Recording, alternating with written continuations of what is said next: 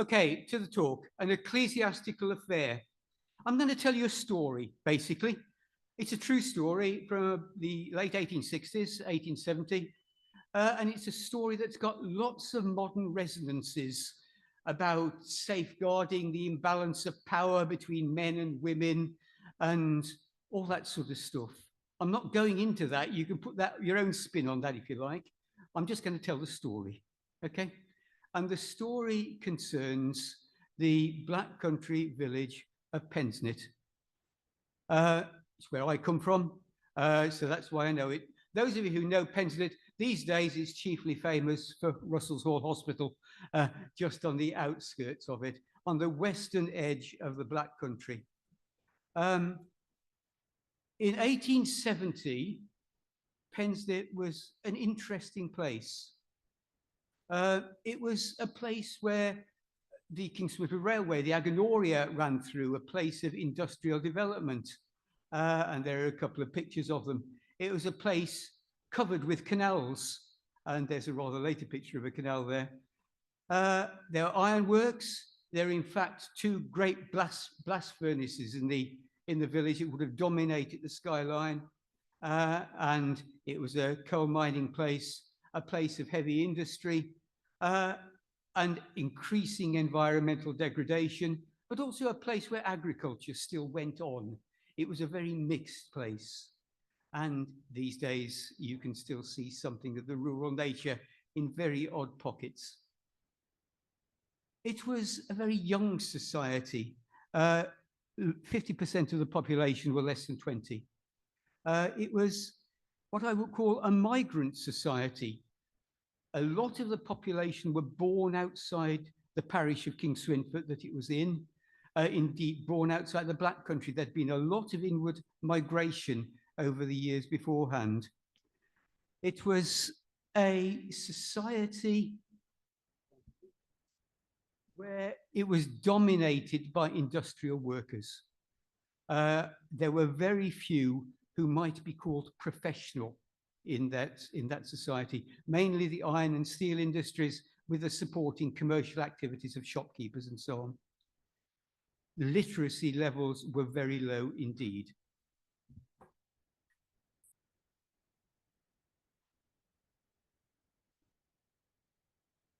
And at this point, I do realize how I should actually have worn my glasses, but that's another issue. There were, like any Black Country village, full of pubs. And there were three pubs that survived into the 20th century that occur peripherally in my story: the Swan, the Lion, and the Fish. They were still there up to not that long ago. I think the Lion is actually still there. There were a couple of schools in the parish at the time, and schools do enter into my story. There was a national school that was run by the Bell system, which had a master and pupil, and then the older pupils would teach the younger pupils.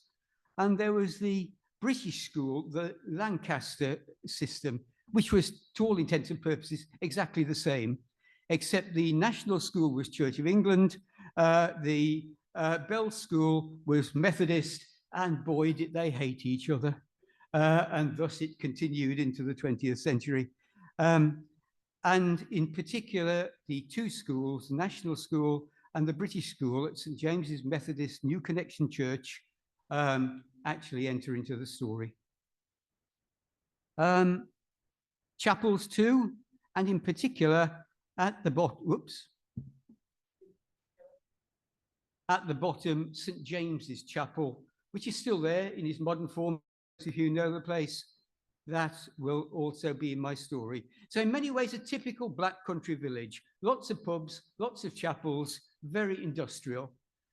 And into that, we have St. Mark's Church, still there, very grand edifice. St. Mark's Church was built in 1849 on land given by the Lord Ward, who was later the first Earl of Dudley's second creation, and there are pictures of him, a portrait and a caricature. It was originally designed to have a spire. However, the gift of Lord Ward wasn't all that it seemed, in that the ground underneath the church was riddled with mines, And when they were putting up the tower, they realized it would never take a spire. So the spire has never been put on the church there. It was opened in 1849, a huge church, 1,000 sittings or more, a very grand church. And some said at the time and much later that it was actually much too grand for the sort of people in that area. You have to judge that by the only example you've got in front of you, don't you, really? It's a lovely church, mind, lovely church. The first couple of vicars were largely unremarkable. But then we come on to Richard Webster Booth, who was the vicar from 1858 to 1867. Now, he's not the main character in my tale, but his activities did sort of set a tone that we'll refer to. There's his family tree. He was born of a West Country family and who also came from Nottingham. So there is Richard Booth, and he married Charlotte Phillips, and they had a number of children. Now, I just want you to hold on to that, Anne Booth. We'll come back to Anne, his Auntie Anne there. So he was the first vicar. He went to theological college at St. Bees in Cumbria. At the time, basically, there was a huge need for clergymen with an expansion of churches, and the normal production line of clergymen, the universities of Oxford and Cambridge, couldn't cope. And so they opened a number of new theological colleges, and this was one. And Richard Booth was born and brought up a Methodist. He became an Anglican clergyman, which pretty much mirrors what I've done too. So, so he was at St. Bees, still there, lovely place if you go there. And then he came to Pensnett, and all seemed to go well. But in the news in 1867,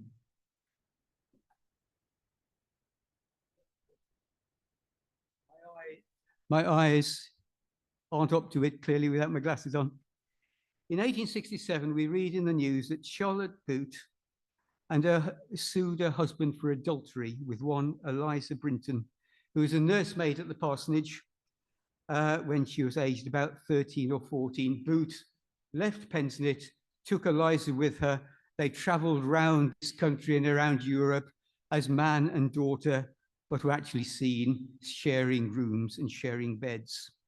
Affectionate letters were produced. A private detective was hired to follow them.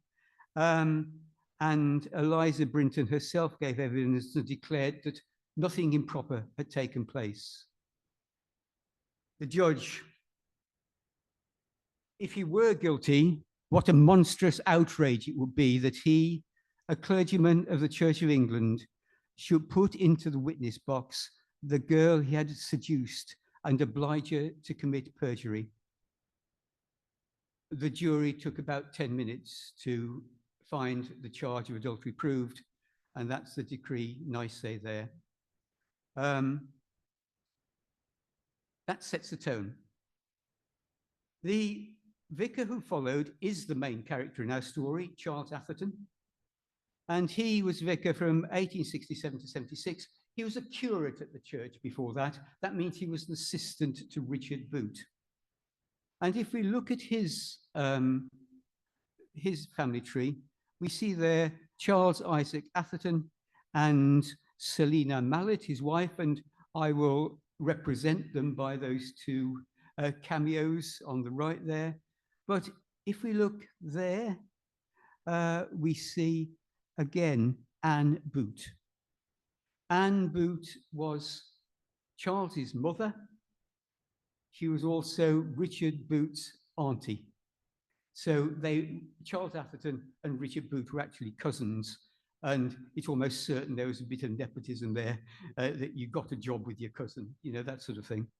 But that was a complicating factor. So he went to Nottingham High School, then St. John's College, Cambridge. And there's almost certainly here an issue of class. Because he would have been regarded as a proper clergyman, and at the time people like Richard Booth weren't. They hadn't done the right thing.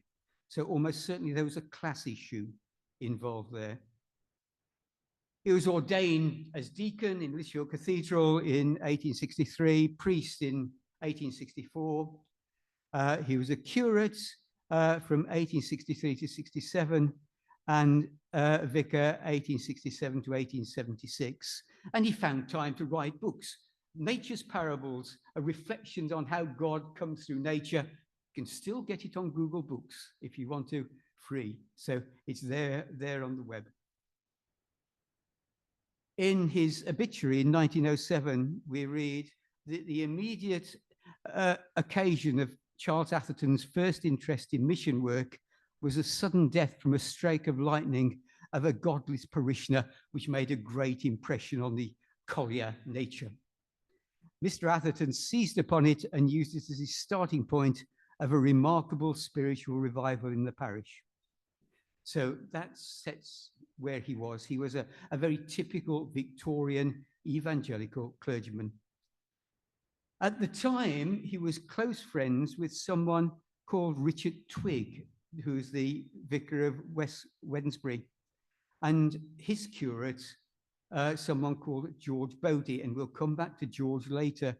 They were dangerous bedfellows because they were engaged in all sorts of ritual and evangelistic practices that the bishop really did not approve of. But anyway, they were friends. Now, we first read significantly of Charles Atherton in the press when he wrote in his New Year's sermon, where he reviewed the year at the start of January 1868. It appears that those who have been loudest in their praise of the choir and in their desire for a choir fund that should be established are those whose names are not to be found on the list of subscribers to the fund. I will venture to remind them, those who appropriate seats in this church, that by not subscribing either to the school or the choir, they're doing absolutely nothing for the church. They are having their religion at a cheaper rate than they could have it anywhere else, and they are taking up room that might be better occupied by many families who are waiting for sittings. He told his congregation they're a waste of space. Now, how many clergymen have wanted to do that? This guy was 28, right? Okay, you might put it down to naivety. And in those days, of course, if you preached a sermon like that, people wrote to the papers about you.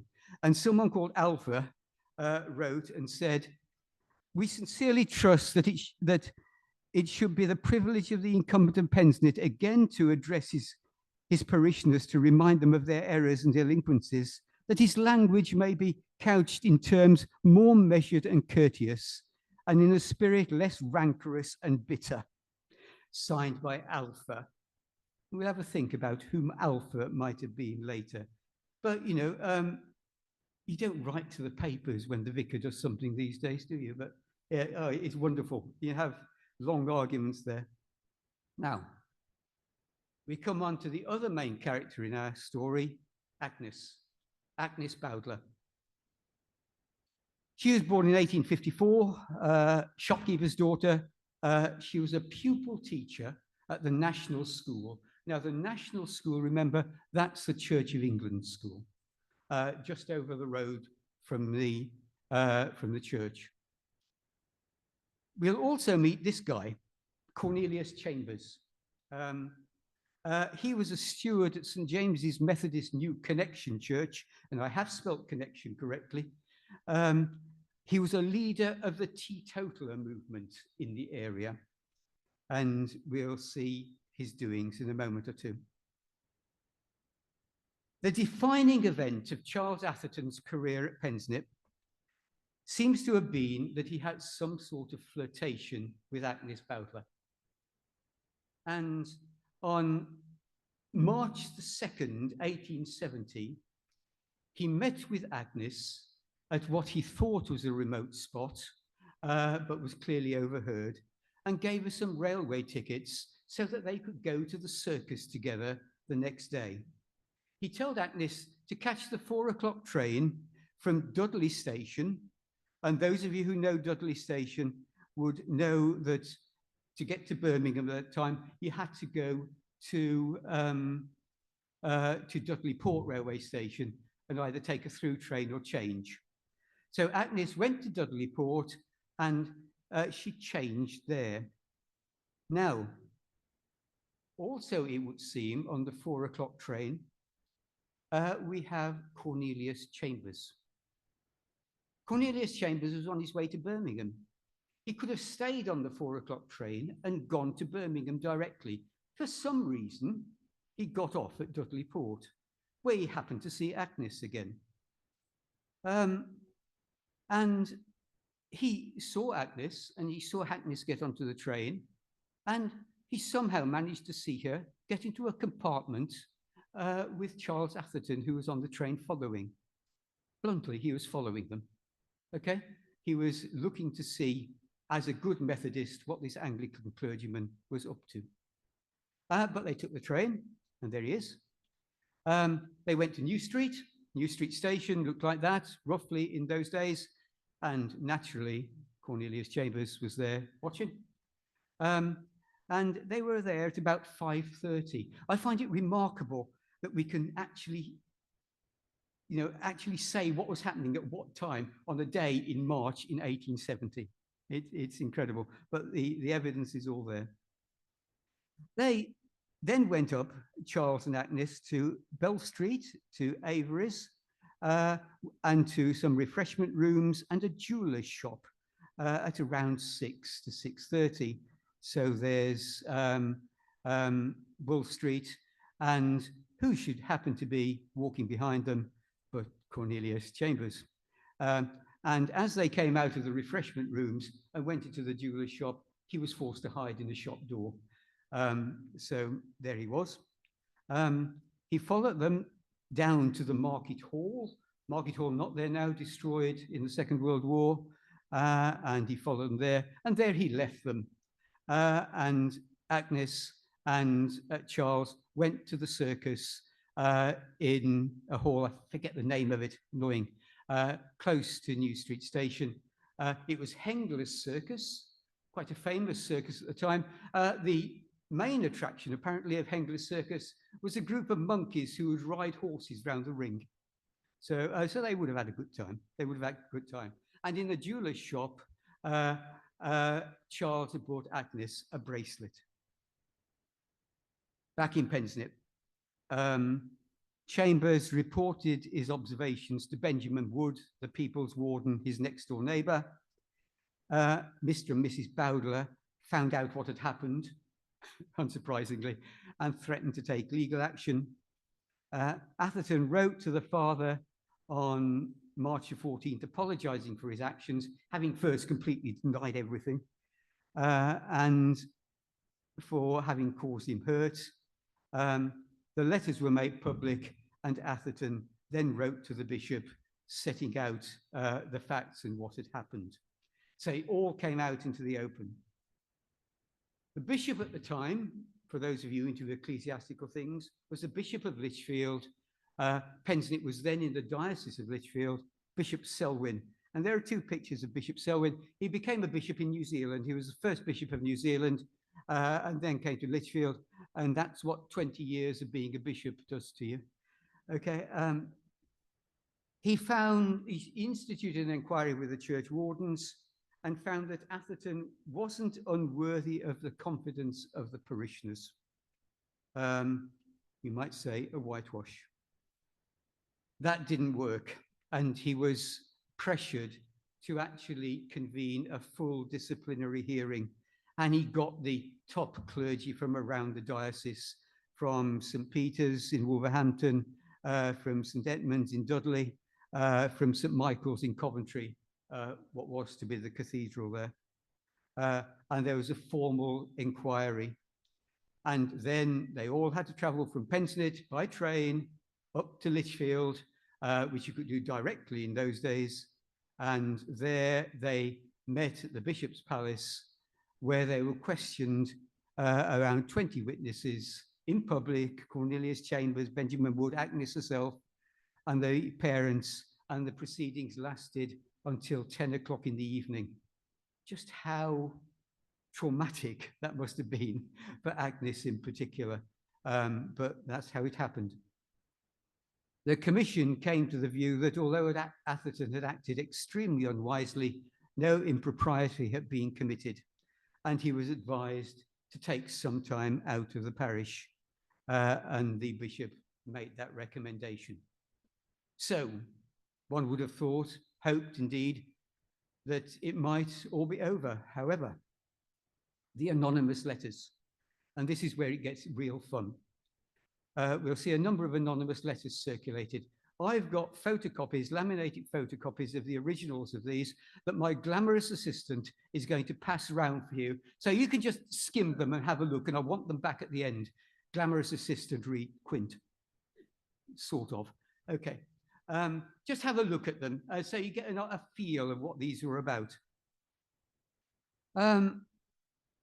They started in April 1870.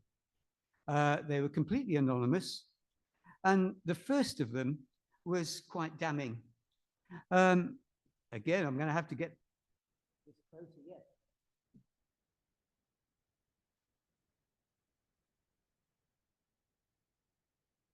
It's simple vanity, of course, not having my glasses on, you know. I could have put them on quite easily. Is it a fact that the parson kissed and embraced the girl repeatedly in the wood and dark lanes? Yes. Is it a fact that he met her in the certain lane the night previous to going to Birmingham and gave her money to pay for the fare and a note stating the time and place of meeting and parting with kisses and embraces? Yes. Is it a fact that he bought a necklace for her and declared that he did not care what he did for those he loved? Yes. Is it a fact that they rode together in a cab from the station and that she was to thank him for giving her the ride down so the cabman might not think anything was wrong? Yes. And this is the man who occupies our pulpit. This is the man who takes upon himself the responsibility for ministering to the wants of the people. This is the man whom we might have expected to have more independence, more straightforwardness, and to have been more activated by motives less selfish and hold up before the people as their pattern all good things. And these were going around the village. And Pensnett wasn't a massive village, and they were being circulated around, and they were causing great interest, great concern, and it has to be said, great amusement. Not only that, but this guy who was writing them seemed to have a poetic flair, and he actually wrote some of them in ballads to music hall tunes. The parson's intrigue and the warden's dodge, 8 verses there, and I'll not read it, but just that last couplet is damning, isn't it? And oh dear, oh, don't it all show the parson's religion is nothing but show? He also wrote a 30-verse equivalent of the same, and these were all going round. Now, when Atherton came back to the parish, he by then had hoped that things had settled down, but the anonymous letters continued. A number of them that you have out there were circulated in the form of sermon notices on morality, virtue, truthfulness, harvest, character, charity, and faith. Many references made to musical songs. The congregation members of St. Mark's were referred to by utterly scurrilous nicknames. There were references to Richard Boot and Eliza Brinton in comparison to Atherton and Agnes. There were many references to necklaces. There was an accusation of sexual touching of young ladies while decorating church or in ladies' Bible classes. And there were scurrilous names given to church members. As I said, Agnes is identified as flowing hair. There were some a lot less polite than that. And there are several references to leg tickling matches with named church wardens as horses and riders. I'll just let your imagination dwell on what might be being said there. Now, this was without doubt amusing, and people were, the parishes were really enjoying it, but it must have also been terribly hurtful. Atherton took counsel with the bishop, and they decided to put an accusation of libel. They chose as a letter the sermon notice about the charity, and they chose this probably because it doesn't really mention any of the lady members of the congregation. It was really all directed at Atherton himself, so it could cause less damage. And they took libel action against basically people who have been circulating the letter, owners of pubs and others who've been circulating it. And this was probably in a warning way. But sermon notice charity, sheepskins and beeswax, thunder pitch and plaster. The more you try to pull it off, it's sure to stick the faster. That's a direct quote from a music hall song. And then it goes on, my dear parishioners, on Sunday next I shall deliver an address on charity. Since my return among you, I have done all that I possibly could for those who would uphold me in my damnable and lustful practices, whilst to those who have desired to speak and act according to the dictates of their own consciences. And thus it goes on. And lots of implicit accusations made there. But there was, say, no specific accusations made against the ladies. This went to trial. The libel case was brought against John Talbot, stocktaker, and John Candler, a publican at the Lion, for circulating the letter. It first of all went to Brierley Hill Magistrates Court, but when a crowd of 3,000 people tried to get into Brierley Hill Magistrates Court, they realized it was probably not the best place to hold the trial. So it was moved to Wolverhampton. And as it was going on, there were still scurrilous letters being circulated. The Pensnett Review, it was called, in December 1870. And in this review, you can read it there, but the accusation is made, and this has got no foundation in fact, as far as I can see, that Atherton was to blame for Richard Booth losing the parish. And he was the one who, we are told, actually reported it. And just because he wanted the parish himself, I really don't think there's any sustainable case to be made for that. But it's all getting a bit nasty. It went to Wolverhampton Magistrates Court on December the 14th and 23rd, 1870. You can just imagine trying to write a sermon for a carol service while all this is going on.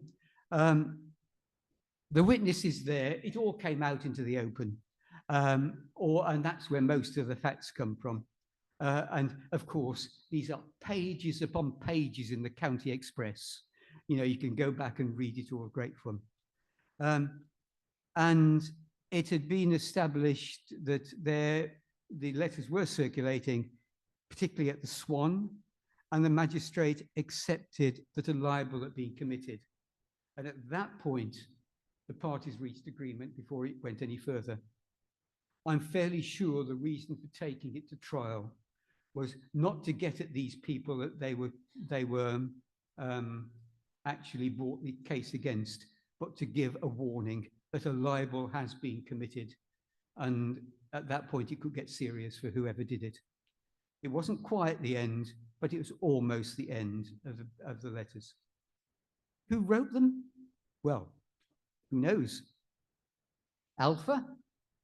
For Alpha. Alpha is obviously a member of St. Mark's Church, and whoever wrote them knew a lot about St. Mark's Church, so it could be Alpha. There he goes. Cornelius Chambers, the art creep, Methodist, don't like the Anglicans very much. Teetotaler, Atherton wasn't by any means. Was it him? I don't know. that's a story, but the aftermath is equally as interesting. What happened to people? In the 1871 census, we see Charles Atherton with his children and his parents at the vicarage. Selina wasn't there. Selina, his wife, was back with friends in Nottingham. Why? Just paying a visit, maybe, or perhaps some sort of lengthy separation while they all got over it. So there she is at the bottom. Agnes, well, it's likely that Agnes is found in the census as Annie Bowdler, the niece of William Bowdler, an engine driver from Stourbridge. So she was in the Stourbridge census. Okay, so that's the immediate aftermath. In the later years, we do know a little bit about Richard Boot. Richard Boot went to the States, and we read of him in the 1870 US census as a preacher, age 39, in Milford, Maine, right up in the north. They're one of the states that takes a lot of Canadian oil that will be particularly vulnerable if things got nasty. Eliza Brinton, almost nothing. She was buried in 1879 at Witton Cemetery. Charlotte Boot, she lived to a good age, died in Camborne in Cornwall, where she came from, in 1898. St. Mark's Church settled down generally, and in more ways than one, because it started to settle down into the holes underneath the church. And these problems have been recurring over the centuries since. Cornelius Chambers? Well, we do meet Cornelius Chambers now and again in the news. One particular, he was a Liberal politician, a school board member. He was an ironworks manager by trade. One day, when he came out of his ironworks, he happened to see two people from another ironworks just before lunch going into the fish inn. Remarkable, because it was about 150 yards away. He happened to see them, and he just happened to see them come out in rather worse for wear 2 hours later and go back into the ironworks, at which point he called the police and complained that they were engaged in unsafe working practices, which they undoubtedly were, but it really doesn't endear him to me, I have to say. He was also a county councillor, which probably says it all, really. We can trace Atherton too. So there are 1867 to 1876, he was in Pensnett. And we get our first picture of him. 1873, does he look the sort? I'll let you judge that, I don't know. That's Charles from about 1873. So I changed his picture over. Charles and Selina Atherton, when they left in 1876, truly has Mr. Atherton's career at Pensnett been far from an uneventful one. You could indeed say that again. Selina has ever heartily entered into his schemes for improvement and afforded that consolation to him in his hours of unremitting toil, which is the women's and above all the true helpmate meets province to impart. Okay, ladies, you got that, right? Okay. He then moved down south to St. Nympfield, St. Bartholomew, and he carried on writing, and again, instructions in the way of peace. Again, there on the web if you want it. Then moved a little further to Bedminster, St. Paul's, where the church went through huge growth under his mission activities, where he just seemed to have a real gift. Then he jumped up north, allegedly because he needed rest. He had some sort of almost a breakdown, and he moved up to a rural parish, Snaith St. Lawrence, for a couple of years, before moving back down south to Farrington St. Petrock, and then to Exeter Cathedral, where he became diocesan minister and a canon of the cathedral until his death by throat cancer in 1907. And we have a later picture of him there. So there's his picture. And indeed, in Exeter Cathedral, I've not seen this, it's just a picture I've taken. There is actually a a monument to Charles Atherton, an ardent missioner, did splendid work amongst the colliers. Right, somebody's just trying to come in, they're a bit late. In 1875, we're going on now to Agnes. She married Samuel Wharton in Sheffield. Don't know how she got to Sheffield. Samuel was a former pupil teacher at the British School, a member of St. James's Methodist Chapel. So Agnes had blotted her copybook in a number of ways, not least by marrying a Methodist. And we have a picture of them, possibly taken on their honeymoon in Blackpool.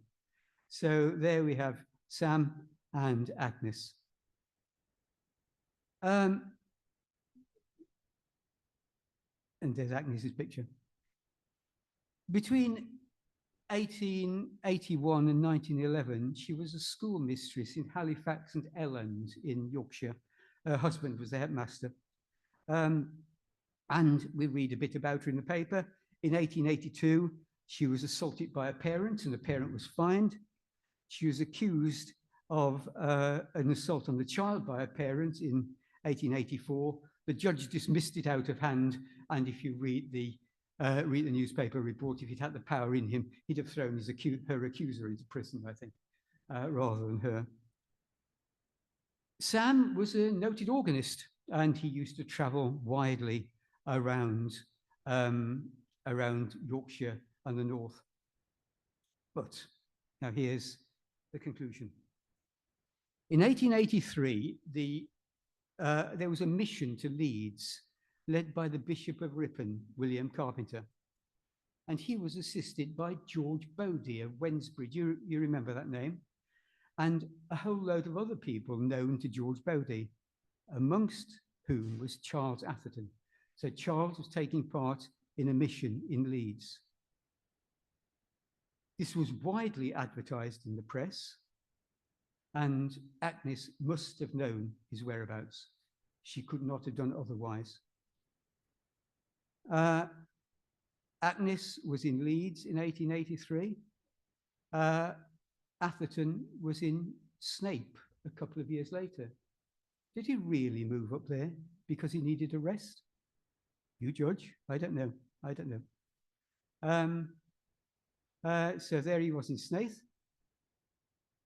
and Agnes in Leeds. I've been in touch with Agnes's descendants, her family. She had a number of children, one of whom was called Millie, and Millie was the grandmother of the lady I've been in touch with. And the family story was that Agnes was given a pendant, a valuable pendant, just in case she needed something to fall back on. And the giver of this gift was one Uncle Charlie. There's no Charlie in the family tree anywhere. So I leave it to your imagination as to what might have happened.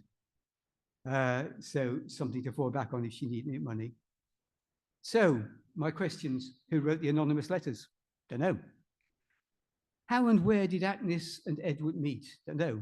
And who was Uncle Charlie? I'd love to know that too. I've written all this lot up, and you can get it off my website. It's quite a lengthy thing. I put transcripts of all these things in, these things that have been passed around. I do that for a number of reasons, because I think in those transcripts, there might be internal clues as to who wrote them. And, you know, if you're interested in puzzles, have a look, take it down. There's another reason I put it on the website, because I think this is a nice story, but I think it actually needs to be told in a wholly different way to this. I think a novelist needs to get hold of it and actually weave something imaginative around the whole lot. So if there are any novelists out there, if you know of any who might want to do something like that, just tell them to download it on the website. And that's it, folks. Thank you indeed.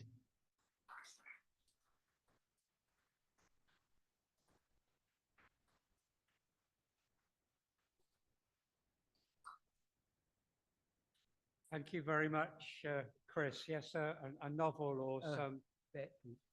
Yes, a novel or some film by some disreputable company, maybe. But yes, thank you very much indeed. We've got, will you take any questions? I'll take questions here, and then there might be some questions coming over the web as well that I'll take. So if there are questions, let me have them. Not the sort of thing to ask detailed questions on, though, but over to you. Stunned silence there. Okay, let's see if there are any online. I wonder if it was something in the water. Yes.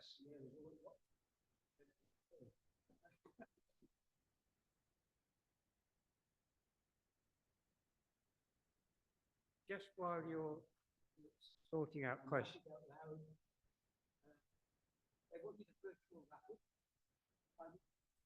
They wanted a virtual raffle. I'm laughing out loud at this, somebody said.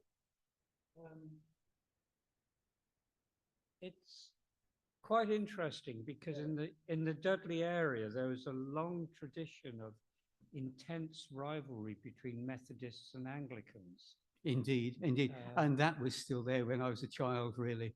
I mean, it wasn't nasty when I was a child, but there was that rivalry, that needle somehow. Yes, indeed.